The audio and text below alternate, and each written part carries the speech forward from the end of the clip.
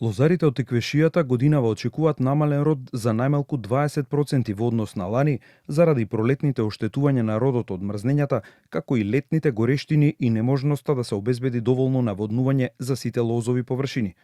На 3 недели пред почетокот на бербите, тие укажуваат дека откупните цени, кои се најавени за годинава, дека ќе бидат за половина денар повисоки за вранецот, како најзастапена црна сорта, и денар повеќе за смедеревката, ни оддалеку не ги покриваат трошоците кои ги имаат направено. Ние лозарите не сме задоволни за тоа што 25% тоа е 4 денара заработувач. 4 денара на килограм, тоа е малку и ние бараме како здружение тоа да биде од 35 до 40%, така да цената се поместе. Реална цена на вранецот 30 денара да биде, смедревката 25 и така да обставиме ние како лозари и да ги зачуваме лозите. Лозарите укажуваат дека по брза постапка мора да се измени законот за вино, кој на винариите им дава можност, ако исплатат веднаш, да им ја намалат за 8% од купната цена на грозјето. Законска дупка што многу се злоупотребуваше лани, кога сите исплаќаа по пониски цени и не им се даваше можност на лозарите за избор на исплата во целост на рати.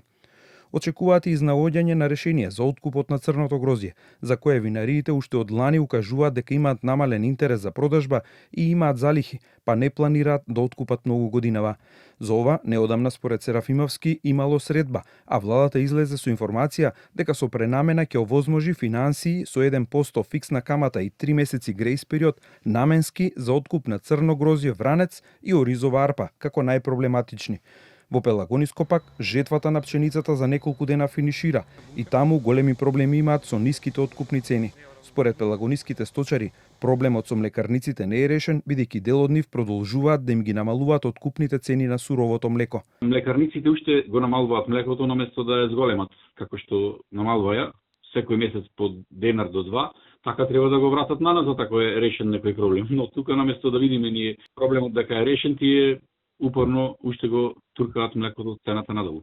Заради многуте на собрани проблеми, Националната земјоделска мрежа упатила барање до новиот министер за земјоделство Серафимовски за средба во најголемата житница Пелагонија за преку диалог да се најде решение за проблемите кои ги мачат земјоделците.